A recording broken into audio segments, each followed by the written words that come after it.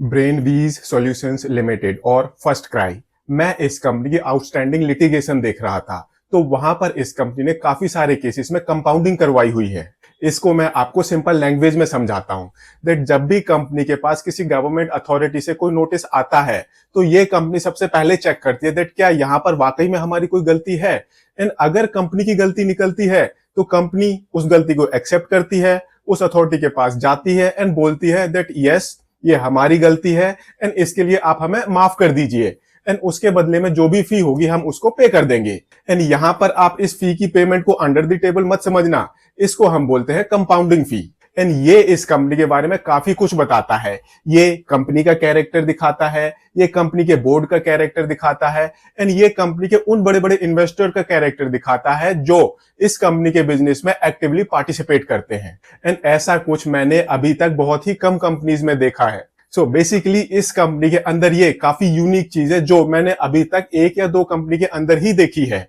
And इसका मतलब होता है दैट कंपनी की जो मैनेजमेंट है वो बिजनेस को किस तरह से देखती है। आई मीन वो बिजनेस से रिलेटेड कोई भी रिस्क को आगे नहीं ले जाना चाहते, वो उस रिस्क को वहीं खत्म करके आगे अपने बिजनेस पर फोकस करना चाहते हैं। एंड अगर आप जॉब करते हैं, कोई बिजनेस करते हैं, तो आपने देखा होगा दैट हर एक काम के लिए एक हेड होता है। एंड ज्यादातर केसेस में जब भी इस तरह के नोटिस आते हैं, तो जो हेड ऑफ द डिपार्टमेंट होता है वो उस गलती को एक्सेप्ट नहीं करता। एंड ज्यादातर केसेस में जो भी इस तरह के नोटिस होते हैं, जो कि हेड रिस्पॉन्सिबल होता है, वो इस तरह के नोटिस को आगे चैलेंज करते हैं, ताकि जो उनकी वीकनेस है, जो पास्ट में उन्होंने गलती की है, अभी एक्सपोज ना हो। 2-4 साल बाद, 5 साल बाद एक्सपोज होगी तो तब की तब देखेंगे। ये इस कंपनी के केस में डिफरेंस है। ये इस कंपनी के केस में डिफरेंस है। कंपनी उस गलती को एक्सेप्ट करती है, उसकी कंपाउंडिंग करवाती है, उसकी फी पे करती है, एंड देन आगे बिजनेस में फोकस करने लग जाती है। एंड अगर इस तरह की अप्रोच किसी कंपनी की है, तो वो टॉप टू बॉटम फ्लो करती है। एंड यहां पर जो एम्प्लॉयज होते हैं वो इतने इनसिक्योर नहीं होते। उनको पता है काम किया है तो गलतियां भी होंगी, एंड गलती हुई है तो उसको अभी किल कर दो, बेटर रहेगा, फ्यूचर में ये बहुत बड़ा इवेंट नहीं बनेगा। सो यहां पर आई कैन से दैट ये कंपनी इंडिया की one of the most honest companies में से एक है। अब इस कंपनी के बिजनेस के बारे में भी बात कर लेते हैं, बिकॉज ये कंपनी अपना आईपीओ लेकर आ रही है। सबसे पहले जानते हैं इस कंपनी के बारे में। ये कंपनी 2010 से इस बिजनेस में है, एंड ये कंपनी मदर्स एंड किड्स के जो डिफरेंट प्रोडक्ट्स होते हैं उनमें डील करती है।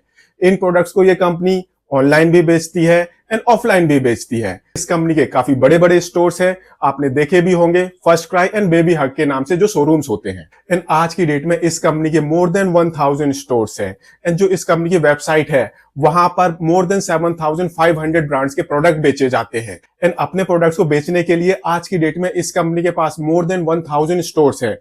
ऐसे ही जो प्रोडक्ट इस कंपनी के वेबसाइट के थ्रू बिकते हैं, वहां पर मोर देन 7500 ब्रांड्स के प्रोडक्ट बिकते हैं। एंड मैं आपको बता दूं दैट जो भी ये ऑनलाइन वेबसाइट के थ्रू प्रोडक्ट्स बिकते हैं, यहां पर कंपनियां क्या करती हैं, यहां पर कंपनियां सेलर के बिहाफ पर पेमेंट कलेक्ट कर लेती हैं, अपना कमीशन काटती हैं, एंड बाद में जो बैलेंस अमाउंट होता है वो सेलर्स को रेमिट कर देती हैं। ये काफी अच्छा बिजनेस मॉडल माना जाता है। एंड जो कंपनी सेलर के बिहाफ पर फंड कलेक्ट करती है, मनी कलेक्ट करती है, इसको हम बोलते हैं जीएमवी। एंड इस कंपनी की जीएमवी रिसेंट में ये 1 लाख करोड़ रुपीस को टच करने वाली है। एंड ऐसे ही ये कंपनी काफी सारे डिफरेंट ब्रांड्स को ओन करती है। एंड जो ये इस कंपनी के प्रोडक्ट्स हैं, उनको ये कंपनी खुद नहीं बनाती, सब कॉन्ट्रैक्ट कर देती है।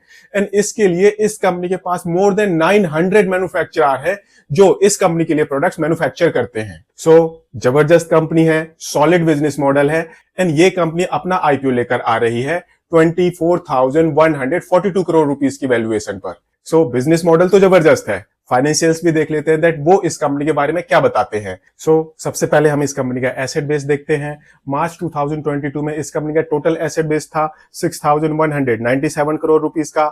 अगले साल ये इंक्रीज होकर 7120 करोड़ रुपीस तक पहुंच गया है। एंड मार्च 2024 में इस कंपनी का टोटल एसेट ये 7500 करोड़ रुपीस को क्रॉस कर गया है। रेवेन्यू में भी जबरदस्त ग्रोथ देखने को मिल रही है। आई मीन मार्च 2022 में इस कंपनी की टोटल रेवेन्यू ये थी 2516 करोड़ रुपीस की। अगले साल ये बढ़कर 5731 करोड़ रुपीस पर पहुंच गई है। एंड मार्च 2024 में इस कंपनी की टोटल रेवेन्यू ये 6575 करोड़ रुपीस के लेवल पर है। ऐसे ही अगर हम प्रॉफिटेबिलिटी की बात करें तो ये एक लॉस मेकिंग कंपनी है। मार्च 2022 में इस कंपनी का टोटल लॉस था 78 करोड़ रुपीस का। अगले साल ये 486 करोड़ रुपीस का लॉस हो गया है। एंड मार्च 2024 में इस कंपनी का टोटल लॉस ये 321 करोड़ रुपीस पर है। ऐसे ही ये कंपनी अप्रोक्सीमेटली 35% के पैट मार्जिन पर ऑपरेट कर रही है। 4% के आसपास इस कंपनी का एबिटा मार्जिन है। ये एक लॉस मेकिंग कंपनी है तो पैट मार्जिन तो नेगेटिव होंगे ही होंगे। बट यहां पर मैं आपको एक बात और बता दूं दैट जो ये कंपनी है, अगर आप इस कंपनी के फाइनेंशियल्स को और डिटेल में देखोगे तो इस कंपनी को जो आज की डेट में लॉस हो रहा है वो हो रहा है बिकॉज ऑफ इट्स डेप्रिसिएशन, जो कि नॉन कैश एक्सपेंस माना जाता है। एंड ऐसे ही अगर आप इस कंपनी के फाइनेंशियल्स को और डिग करोगे तो ये एक लॉस मेकिंग कंपनी है, बट इस कंपनी ने इनकम टैक्स पे करा हुआ है। मतलब इस कंपनी को इनकम टैक्स के हिसाब से प्रॉफिट हो रहा है। ये तो सिर्फ अकाउंटिंग पर्पस है जिसकी वजह से इस कंपनी को लॉस हो रहा है। ऐसे ही यहां पर मैं अपना रियल लाइफ एग्जांपल आपको बताता हूं। तो जब भी कोई बैंकर मुझसे बात कर रहा होता है लोन्स के रिगार्डिंग, तो जब भी मैं उनको कोई बैलेंस शीट देता हूं तो वहां पर बैंकर्स क्या करते हैं, वो कंपनी के प्रॉफिट में डेप्रिसिएशन को ऐड कर देते हैं एंड जो मैनेजमेंट का रेम्यूनरेशन होता है उसको भी ऐड कर देते हैं। उसके बाद वो उस कंपनी के प्रॉफिट को कंसीडर करते हैं। यहां पर आप मैनेजमेंट के रेम्यूनरेशन को तो छोड़ो, आप कंपनी के लॉस में सिर्फ डेप्रिसिएशन ऐड कर दो, आपको एक डिफरेंट पिक्चर नजर आएगी। बट ये कंपनी अपने ऑपरेशन से नेगेटिव कैश जनरेट कर रही है, ये थोड़ा सा कंसर्निंग है। इस कंपनी ने मार्च 2022 में नेगेटिव कैश जनरेट किया था 131 करोड़ रुपीस का। अगले साल ये बढ़कर 399 करोड़ रुपीस तक पहुंच गया है, ये भी नेगेटिव था। बट मार्च 2024 में इस कंपनी का ऑपरेटिंग कैश ये सिर्फ 42 करोड़ रुपीस नेगेटिव है। सो बिजनेस मॉडल जबरदस्त है, financials on face of it loss making company दिख रही है, बट अगर आप उसके अंदर जाकर देखोगे, थोड़ा सा डिग करोगे तो आपको थोड़ी सी बेटर फाइनेंशियल पोजीशन नजर आएगी। अब ये कंपनी अपना आईपीओ लेकर आ रही है। कंपनी का टोटल आईपीओ साइज है 4193 करोड़ रुपीस का, 94 करोड़ रुपीस का। 1666 करोड़ रुपीस का फ्रेश इशू है, बाकी ऑफर फॉर सेल है। ऐसे ही 440 से 465 रुपीस का प्राइस बैंड है। 32 शेयर्स का लॉट साइज है। इस हिसाब से जो आपकी मिनिमम इन्वेस्टमेंट होगी ये होगी 14,880 रुपीस की। 6 अगस्त को आईपीओ ओपन हो रहा है, 8 अगस्त को आईपीओ क्लोज हो जाएगा एंड 13 अगस्त को इस कंपनी की लिस्टिंग होगी। एंड माइंडेड, इस आईपीओ के थ्रू जो भी पैसे ये कंपनी रेस करने जा रही है, जो भी फ्रेश इशू कंपोनेंट इस कंपनी के पास आएगा, उन पैसों का यूज होगा सिर्फ और सिर्फ कंपनी के बिजनेस को बढ़ाने के लिए, कंपनी की विजिबिलिटी को बढ़ाने के लिए। एंड कुछ भी पैसा कंपनी की डेट की रीपेमेंट के लिए यूज नहीं होगा। एंड आज की डेट में इस कंपनी के बुक्स में डेट है अप्रोक्सीमेटली 463 करोड़ रुपीस का। ये थोड़ा सा इस कंपनी की सेल्स के हिसाब से इतना कंसर्निंग नहीं है, बट ये एक लॉस मेकिंग कंपनी है तो थोड़ा सा कंसर्निंग हो जाता है। एंड इस आईपीओ के बाद ये डेट ऐसे का ऐसा ही रहने वाला है। तो क्वेश्चन आता है, क्या आपको इस कंपनी के आईपीओ को सब्सक्राइब करना चाहिए या नहीं? जबरदस्त कंपनी है, प्रोडक्ट बहुत अच्छे हैं, लॉस हो रहा है due to non cash expenses, but अपना डिसीजन सोच समझ कर लें। मैं इस कंपनी के आईपीओ को सब्सक्राइब करने वाला हूं।